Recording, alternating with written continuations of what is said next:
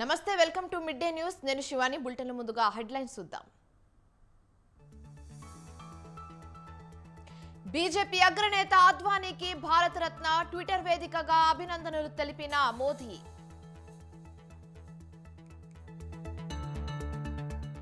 BRS లో నాకు గుర్తింపు లేదు త్వరలో కార్యాచరణ ప్రకటిస్తానన్న రాజయ్య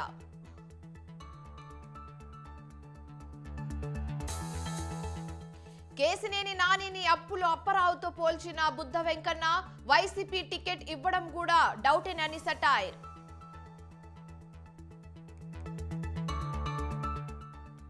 మధ్యాహ్నం దెందులూరులో సిద్ధం సభ హాజరు కానున్న సీఎం జగన్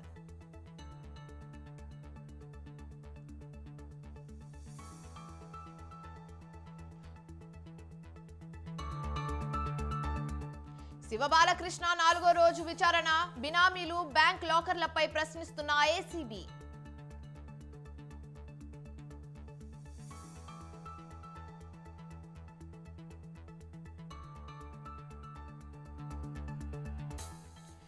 తొలి టెస్ట్ ఇన్నింగ్స్ లో 396కే Bharat all out Visakha test లో డబుల్ సెంచరీ చేసిన యశస్వి జైస్వాల్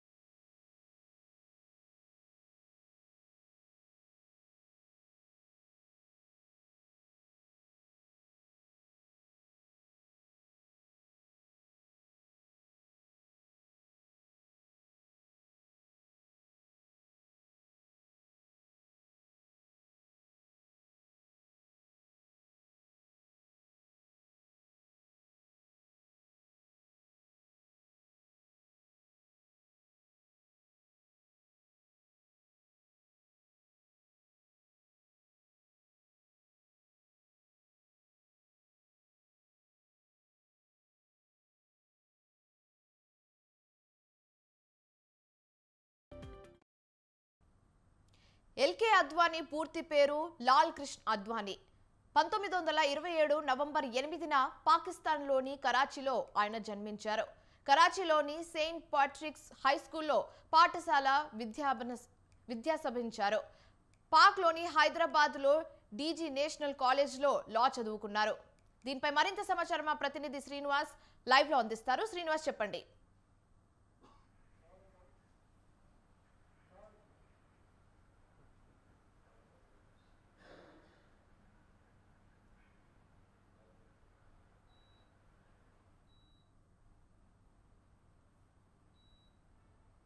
ఓకే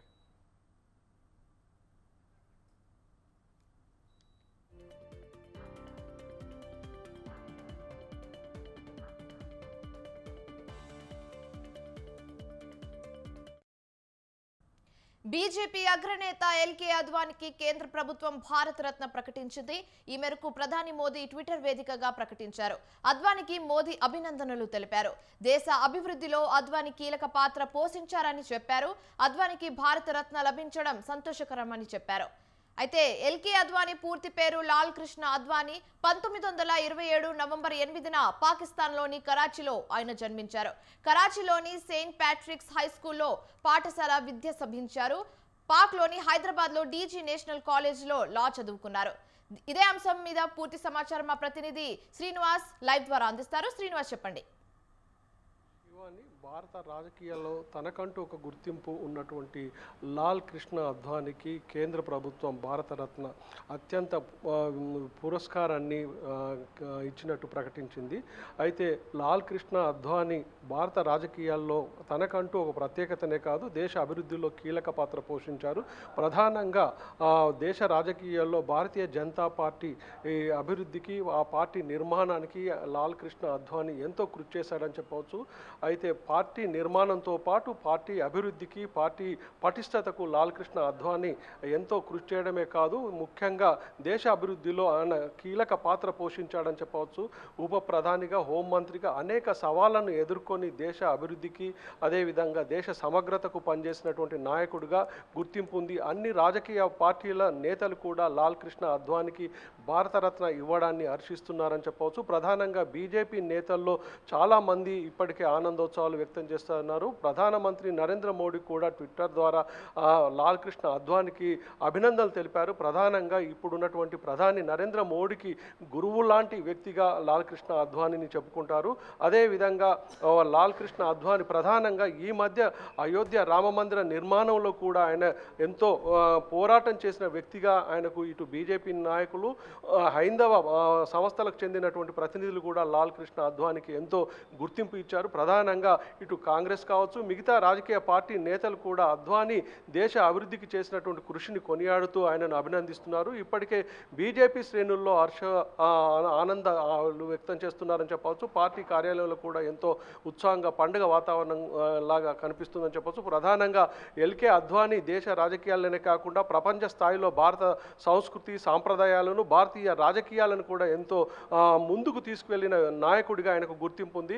ఆయన గతంలో రథయాత్ర నిర్వహించడమే కాకుండా ఇటు కాశ్మీర్ నుండి కన్యాకుమారి వరకు, ఇటు రామ జన్మభూమిలో జరిగినటువంటి సంఘటనే కావచ్చు, ఇతర రాజకీయ అంశాల్లో కావచ్చు, అనేకమైనటువంటి కీలక సమయాల్లో కూడా తన రాజకీయ ప్రాధాన్యతను, ఆయనకు ఉన్నటువంటి రాజకీయ అనుభవాన్ని జోడించి దేశ రాజకీయాలను ఒకవైపు నడిపించడమే కాకుండా దేశ రాజకీయాలతో పాటు దేశ అభివృద్ధిలో కూడా కీలక పాత్ర పోషించాడని చెప్పవచ్చు. ప్రస్తుతం అంటే ఇక్కడ హైదరాబాద్తో కూడా ఆయనకు ఎంతో అనుబంధం ఉందని చెప్పవచ్చు. ఇక్కడ తన చదువుకు సంబంధించినటువంటి విషయాల్లో కూడా ఇక్కడ న్యాయశాస్త్రాన్ని అభ్యసించాడని చెప్పవచ్చు. ప్రధానంగా ఎల్కే అద్వానీకి ఇటు భారతరత్న ఇవ్వడం పట్ల ఇటు మిగతా అంటే హైందవ సంస్థలు, అదేవిధంగా బీజేపీ శ్రేణులతో పాటు ఇటు మిగతా రాజకీయ పార్టీలు కూడా ఎంతో ఆనందాన్ని వ్యక్తం చేయడం కాకుండా ఆయనకు అభినందనలు చెప్తున్నారు. Shivani. Right, thanks for the update Srinivas.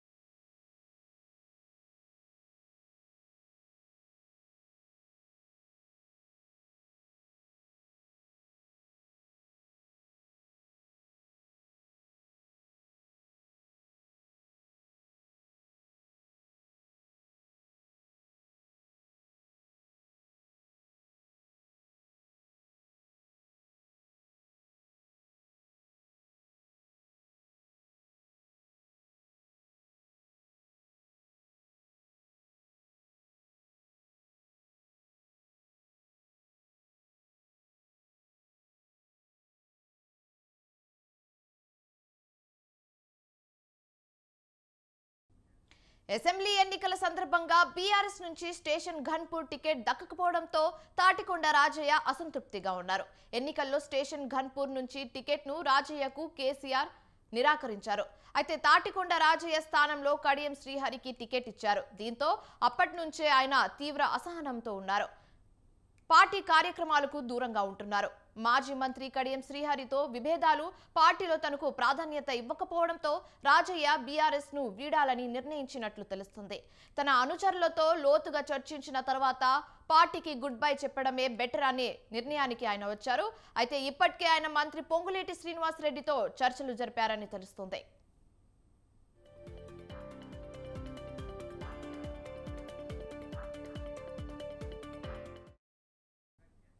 ఇప్పటికే 5గురు బీఆర్ఎస్ ఎమ్మెల్యేలు రేవంత్ రెడ్డిని కలవడం సంచలనమైంది.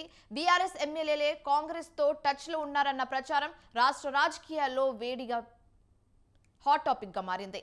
అయితే నియోజకవర్గ అభివృద్ధి గురించి చర్చించడానికే సీఎం ను కలిశామని బీఆర్ఎస్ ఎమ్మెల్యేలు చెప్పినప్పటికీ త్వరలోనే వారు పార్టీ వీడతారని ప్రచారం జరుగుతుంది.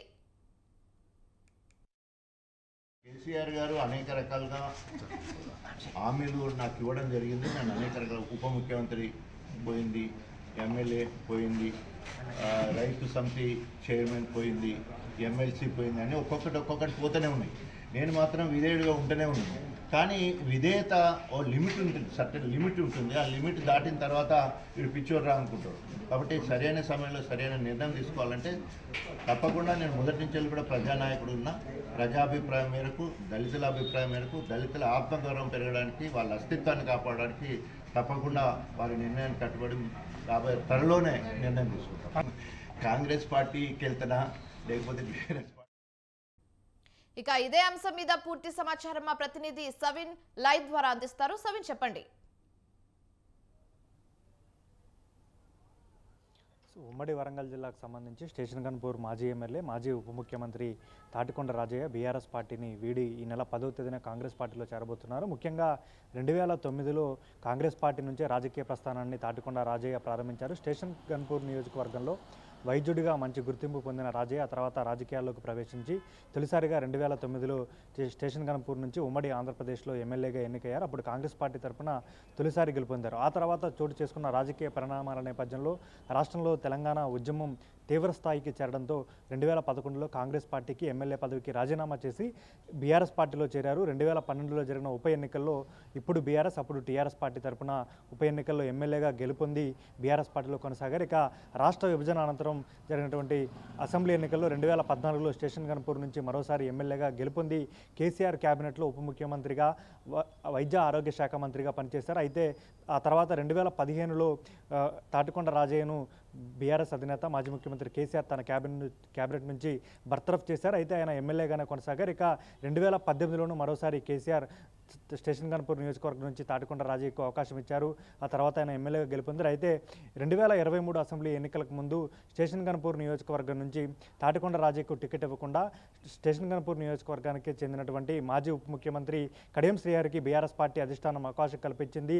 ఆ తర్వాత తాటికొండ రాజయ్యను తెలంగాణ రైతు బంధు సమితి చైర్మన్గా చేశారు. 2023 అసెంబ్లీ ఎన్నికల్లో బీఆర్ఎస్ పార్టీ అధికారంలోకి వస్తే ఆ తర్వాత జరిగే లోక్సభ ఎన్నికల్లో వరంగల్ ఎంపీ స్థానం నుంచి అవకాశం కల్పిస్తామంటూ కూడా తాటికొండ రాజయ్యకు బీఆర్ఎస్ పార్టీ అధిష్టానం నచ్చజెప్పే ప్రయత్నం చేసింది.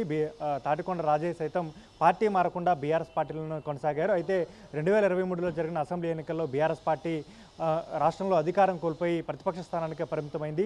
ఇప్పుడు వరంగల్ లోక్సభ స్థానంపై బీఆర్ఎస్ పార్టీ అధిష్టానం నుంచి ఎట్లాంటి హామీ లభించకపోవడంతో పాటు బీఆర్ఎస్ పార్టీ అధిష్టానం అపాయింట్మెంట్ లభించడం లేదంటూ తాటికొండ రాజయ్య ఆరోపిస్తూ ఇప్పటికే ఉమ్మడి వరంగల్ జిల్లా ఇన్ఛార్జి మంత్రిగా ఉన్నటువంటి రాష్ట్ర రెవెన్యూ శాఖ మంత్రి పొంగులేటి శ్రీనివాసరెడ్డితో తాటికొండ రాజయ్య చర్చలు జరిపి కాంగ్రెస్ పార్టీలో చేరేందుకు సిద్ధమయ్యారు. ఈరోజు అధికారికంగా బీఆర్ఎస్ పార్టీకి రాజీనామా చేస్తున్నట్టు ప్రెస్ మీట్ పెట్టి మరీ అధికారికంగా ప్రకటించారు. ఇక బీఆర్ఎస్ పార్టీలో మానసిక క్షోభను అనుభవించాను, అందుకే అనుచరులతో చర్చించిన నేపథ్యంలో కాంగ్రెస్ పార్టీలో చేరేందుకు నిర్ణయం తీసుకున్నట్టు కూడా తాటికొండ రాజయ్య తెలిపారు. ఈ నెల 10న అధికారికంగా లాంఛనంగా కాంగ్రెస్ పార్టీలో చేరబోతున్నారు. అయితే కాంగ్రెస్ పార్టీ నుంచి అట్లాంటి హామీ లభించింది, కాంగ్రెస్ పార్టీ నుంచి వరంగల్ లోక్సభ స్థానం నుంచి తాటికొండ రాజయ్య బరిలోకి దిగుతారా లేదా అనేది కాంగ్రెస్ పార్టీ తీసుకున్న నిర్ణయాన్ని బట్టి ఆధారపడి ఉంటుందని చెప్పుకోవచ్చు. ఎందుకంటే 2004లో ఉప ముఖ్యమంత్రి పదవి నుంచి బర్తరఫ్ చేసినప్పటికీ అదే నియోజకవర్గానికి సంబంధించి మాజీ డిప్యూటీ సీఎంగా పనిచేస్తున్నటువంటి కడియం శ్రీహరికి అవకాశం కల్పించిన తాటికొండ రాజయ్య 2018లో బీఆర్ఎస్ పార్టీ నుంచే మరోసారి ఎమ్మెల్యేగా బరిలోకి దిగి విజయం సాధించారు. 2023 అసెంబ్లీ ఎన్నికల్లో టికెట్ రాకపోవడంతో అప్పుడే పార్టీ మారతారని ప్రచారం జరిగినప్పటికీ తాటికొండ రాజయ్య పార్టీ మారకుండా రైతు బంధు సమితి చైర్మన్గా కొనసాగుతూ బీఆర్ఎస్ అభ్యర్థి విజయానికి కృషి చేశారు. ఇక బీఆర్ఎస్ పార్టీ ఇప్పుడు ప్రతిపక్షంలోకి రావడం, వరంగల్ లోక్సభ స్థానం నుంచి టికెట్ హామీపై స్పష్టత రాకపోవడంతో కాంగ్రెస్ పార్టీలో చేరడానికి నిర్ణయం తీసుకున్నారని చెప్పుకోవచ్చు. Right, thanks for the update Sabi.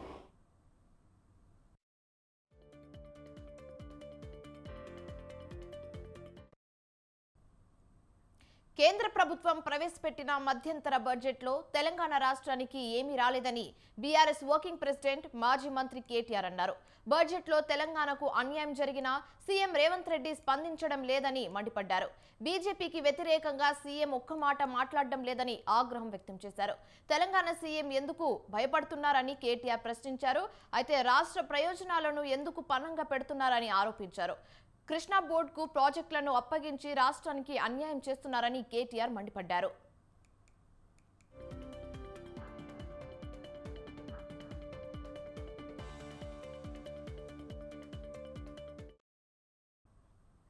HMDA మాజీ డైరెక్టర్ శివబాలకృష్ణ అవినీతి పర్వంపై ఏసీబీ విచారణలో నమ్మలేని నిజాలు బయటపడుతున్నాయి.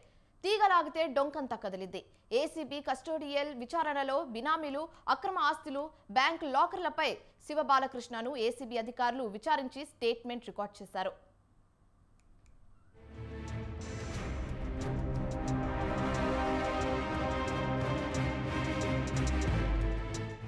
చేసిన పాపం చెడని పదార్థం, ఇది పెద్దల మాట. అధికారం ఉంది కదా అని అక్రమార్క పర్వాలకు పాల్పడితే అది తాత్కాలిక సుఖ సంతోషాలు కలగజేయవచ్చు. అయితే ఆ పాప భారాన్ని మోస్తూనే ఉండాలి. ఓ సమయంలో దండనకు గురవ్వాలి. ఇప్పుడు హెచ్ఎండిఏ మాజీ డైరెక్టర్ శివబాలకృష్ణ పరిస్థితి ఈ రీతిగానే మారింది. నాడు అధికారంలో ఉన్నప్పుడు అక్రమ మార్గంలో ఆర్జించిన ధనం ఇప్పుడు ఆయన పాలిట శాపంలా మారింది. ఆదాయానికి మించి ఆస్తులను సంపాదించిన శివబాలకృష్ణ అక్రమార్జనను ఏసీబీ ఇప్పటికే లెక్క కట్టింది. బహిరంగ మార్కెట్ విలువ ప్రకారం సుమారు 100 కోట్ల రూపాయలకు పైగా ఆస్తులను ఆయన కలిగి ఉన్నట్టు ఏసీబీ అధికారులు భావిస్తున్నారు. ఏసీబీ 3 రోజుల పాటు సాగించిన విచారణలో విస్తుబోయే నిజాలు వెల్లడవుతున్నాయి.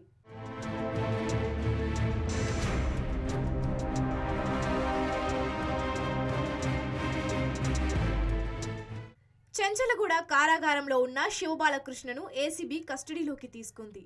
తొలి రోజు కస్టడీలో ఆయనకు వైద్య పరీక్షలు నిర్వహించి అనంతరం దాదాపు 7 గంటల పాటు విచారణ సాగించింది. ఒక ప్రత్యేక గదిలో బాలకృష్ణను సుదీర్ఘంగా విచారించింది. అక్రమ ఆస్తులు, ఆయన అధికారంలో ఉన్నప్పుడు ఏ శాఖల్లో ఎవరెవరు ఆయనతో టచ్లో ఉన్నారనే విషయాలపై విచారణ సాగించినట్టు తెలిసింది. ఎన్ని అక్రమ పర్మిషన్లు మంజూరు చేశారనే విషయాన్ని విచారించినట్టు తెలిసింది.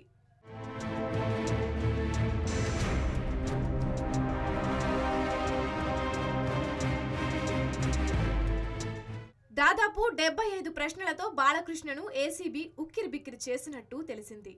5 సభ్యులతో కూడిన అధికారుల బృందం శివబాలకృష్ణను ప్రశ్నించింది. ఈ విచారణను వీడియో, ఆడియోలుగా రికార్డు చేశారు. తొలి రోజు విచారణలో శివబాలకృష్ణ వ్యక్తిగత వివరాలు, ఉద్యోగంలో చేరినప్పటి నుంచి ఆయన అందుకున్న జీతం, శివబాలకృష్ణ పేరుతో ఉన్న ఆస్తుల గురించి ఏసీబీ వివరాలు తెలుసుకున్నట్టు తెలిసింది. ఈ విచారణ అనంతరం తిరిగి ఆయనను చెంచల్గూడ జైలుకు తరలించారు.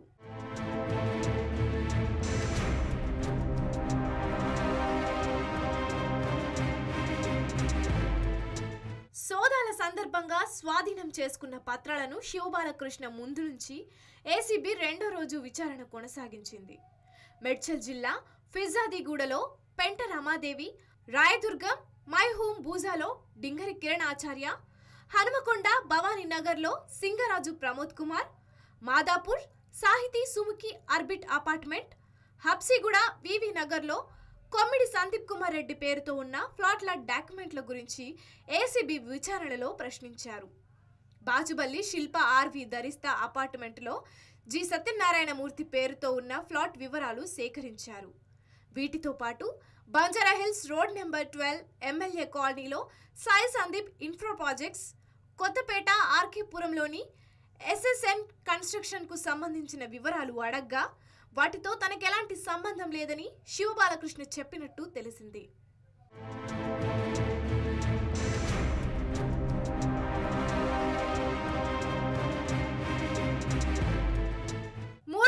విచారణలో శివబాలకృష్ణ ఇంట్లో దొరికిన డాక్యుమెంట్లపై ఏసీబీ అధికారులు ఆరా తీశారు. అలాగే పలు బ్యాంకు లాకర్లను పరిశీలించారు. అయితే బ్యాంకు లాకర్ల వివరాలు గోప్యంగా ఉంచారు. 4 బ్యాంకు లాకర్లు, బినామీలు, పెట్టుబడులపై ఆరా తీశారు. ఇల్లీగల్ లేఅవుట్ అనుమతులు, టెక్నికల్ అనుమతులు, రియల్ ఎస్టేట్ సంస్థలకు పర్మిషన్స్ తదితర వాటిపై ఆరా తీశారు. శివబాలకృష్ణ పెట్టుబడులు పెట్టిన 2 ప్రముఖ ఇన్ఫ్రా కంపెనీల సంబంధాలపై ఆరా తీశారు. బాలకృష్ణ బినామీలు సత్య, మూర్తితో ఉన్న లింక్స్ పై విచారణ జరిపారు. అక్రమ ఆస్తులు, బినామీలపై క్లారిటీ కోసం ప్రశ్నల పర్వాన్ని కొనసాగించారు. ఏసీపీ దగ్గరున్న సమాచారం, శివబాలకృష్ణ దగ్గర నుంచి వస్తున్న సమాధానాలు వీటన్నింటినీ టాలీ చేస్తున్నారు.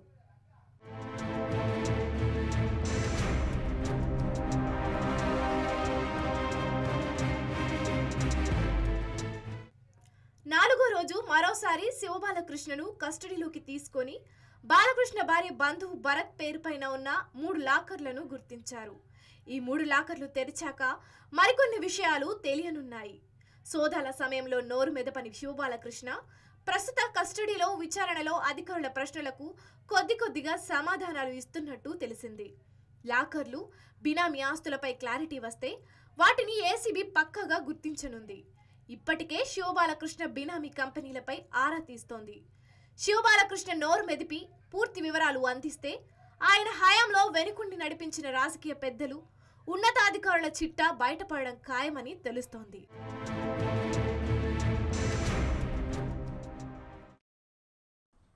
వెంగళరావు నగర్ డివిజన్ సిద్ధార్థ్ నగర్ సంక్షేమ సంఘం ఆధ్వర్యంలో ఏర్పాటు చేసిన ఇండోర్ స్టేడియంలో బ్యాడ్మింటన్ కోచ్ పున్నారెడ్డి తమను మోసం చేశాడంటూ బాధితులు ఆవేదన వ్యక్తం చేస్తున్నారు.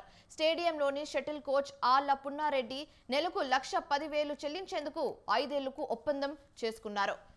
ఆయన వద్ద సుమారు 250 మంది పిల్లలు, యువకులు శిక్షణ పొందుతున్నారు. అవసరం ఉందంటూ నమ్మించి యువకులు చిన్నారుల తల్లిదండ్రుల వద్ద 1,50,00,000 అప్పుగా తీసుకున్నారు. 20 రోజుల నుంచి స్టేడియంకు రాకపోవడంతో బాధితులు స్టేడియం వద్దకు చేరుకొని సంక్షేమ సంఘం కమిటీ సభ్యుల వద్ద ఆందోళన చేశారు.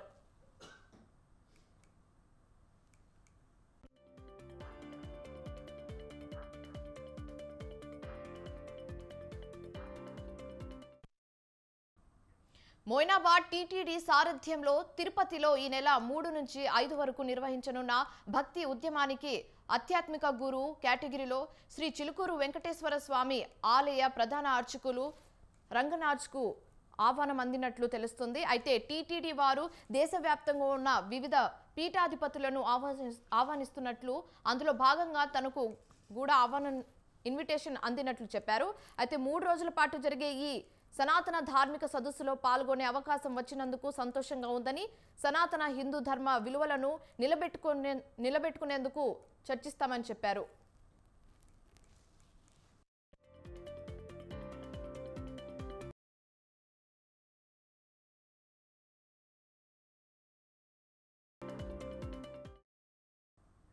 మరో వారం రోజుల్లో 17వ లోక్సభ సమావేశాలు ముగిసిపోతాయి. 17వ లోక్సభలో మొత్తం 5 ఏళ్లలో డిప్యూటీ స్పీకర్ లేకుండా సమావేశాలు ముగిసిపోతున్నాయి.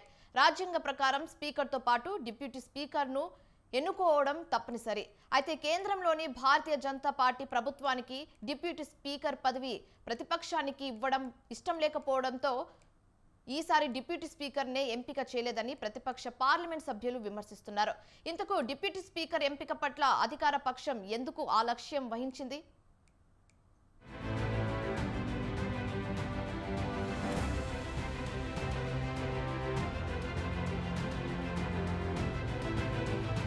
కొత్తగా లోక్సభకు ఎన్నికైన సభ్యులు తొలి సమావేశంలోనే స్పీకర్ను, డిప్యూటీ స్పీకర్ను ఎన్నుకుంటారు. సాధారణంగా అధికార పార్టీ సభ్యుడిని స్పీకర్గా, ప్రతిపక్షంలో అతిపెద్ద పార్టీ సభ్యుడిని డిప్యూటీ స్పీకర్గా ఎన్నుకోవడం ఆనవాయితీ. అయితే 17 లోక్సభలో మాత్రం బీజేపీ ప్రభుత్వం డిప్యూటీ స్పీకర్ను ఎన్నుకోకుండానే కాలయాపన చేసింది. స్పీకర్ సభను నిర్వహించని సమయంలో డిప్యూటీ స్పీకర్ సభా కార్యకలాపాలకు ఆధ్వర్యం వహిస్తాడు. 17వ లోక్సభలో స్పీకర్ లేని సమయంలో ప్యానెల్ సభ్యులే స్పీకర్ స్థానంలో నిలిచి కార్యక్రమాలు నిర్వహించారు.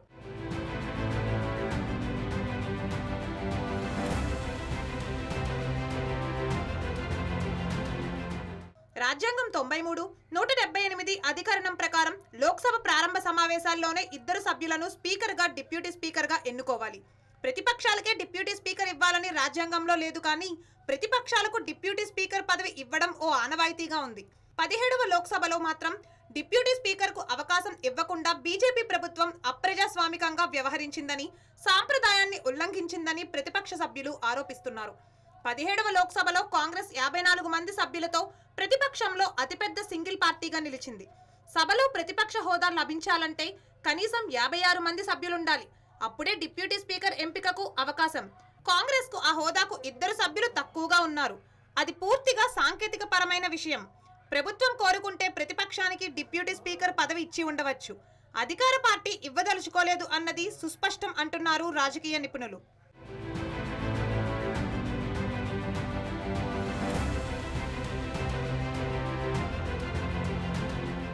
ప్రతిపక్ష సభ్యుడికి డిప్యూటీ స్పీకర్ పదవి ఇచ్చే సాంప్రదాయాన్ని 1956లో ప్రథమ ప్రధానమంత్రి జవహర్లాల్ నెహ్రూ ప్రారంభించారు. అప్పట్లో శిరోమణి అకాలీ దళ్ కు చెందిన సర్దార్ హుకుమ్ సింగ్ ను డిప్యూటీ స్పీకర్ గా ఎన్నుకున్నారు. తర్వాతి కాలంలో అధికార కాంగ్రెస్ సభ్యులే డిప్యూటీ స్పీకర్ గా ఉంటూ వచ్చారు. తర్వాతి కాలంలో అధికార పార్టీ ప్రతిపక్షంలోని తన మిత్రపక్షానికి డిప్యూటీ స్పీకర్ పదవి కట్టబెడుతూ వచ్చింది. ఎమర్జెన్సీ సమయంలో ఇండిపెండెంట్ సభ్యుడు జీజీ స్వెల్ డిప్యూటీ స్పీకర్ గా ఎన్నిక చేశారు. 16వ లోక్సభలో అధికార బీజేపీ తమ మిత్రపక్షమైన ప్రతిపక్ష పార్టీ ఏఐఏడీఎంకే కు చెందిన ఎం తంబిదొరైని డిప్యూటీ స్పీకర్ గా ఎంపిక చేసింది.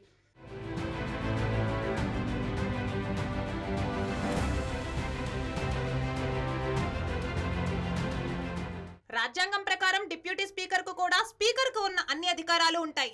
స్పీకర్ లేని పక్షంలో సభా కార్యక్రమాలకు ఆధ్వర్యం వహించాలి. డిప్యూటీ స్పీకర్ పార్లమెంటరీ కమిటీ సభ్యుడిగా ఉన్నప్పుడు ఆ కమిటీకి చైర్మన్ గా నియమించబడతాడు.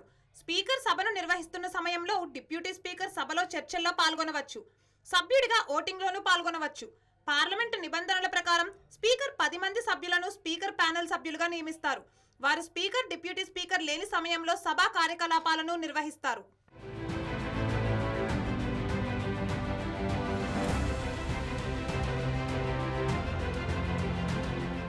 17వ లోక్సభలో డిప్యూటీ స్పీకర్ లేకున్నా ప్యానెల్ సభ్యులను నియమించారు.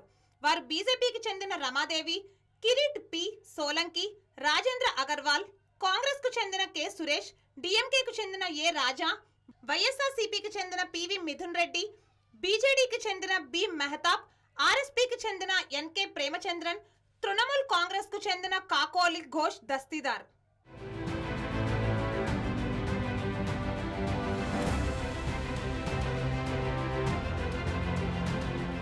17వ లోక్సభలో డిప్యూటీ స్పీకర్ లేకపోవడమే కాదు, ఇంకా చాలా విశేషాలు జరిగాయి. పార్లమెంటు చరిత్రతో తొలిసారిగా ఉభయ సభలకు చెందిన 146 మంది సభ్యులను శీతాకాలం సమావేశాలు ముగిసే వరకు సస్పెండ్ చేశారు. కనీసం చర్చ లేకుండా పలు బిల్లులు ఓకే చేసేశారు. రాహుల్ గాంధీ సభ్యత్వం రద్దు చేసి పునరుద్ధరించడం, మరో టీఎంసీ సభ్యురాలు ఎథిక్ కమిటీ నివేదిక నేపథ్యంలో సభ్యత్వం రద్దు చేయడం వంటివి ఎన్నో. ఏమైనా అధికార పార్టీ అనుకున్నట్లే పార్లమెంటు సాగిందన్నది నిజం.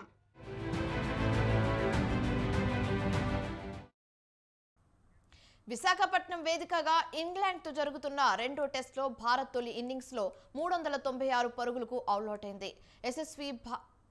భారత్ యువ batter Yashasvi Jaiswal double century చేశాడు. ఓవర్ నైట్ 179 పరుగులతో ఇన్నింగ్స్ ను కొనసాగించిన యశస్వి భారీ షాట్లు కొడుతూ స్కోర్ బోర్డును పరుగులు పెట్టించాడు. కేవలం 277 బంతుల్లోనే డబుల్ సెంచరీ మార్క్ ను అందుకున్నాడు. కెరియర్లో తొలి ద్విశతకం చేసిన యశస్వి అరుదైన ఘనతను తన ఖాతాలో వేసుకున్నాడు. అతి పిన్న వయసులోనే ద్విశతకం చేసిన 3వ భారత బ్యాటర్గా నిలిచాడు.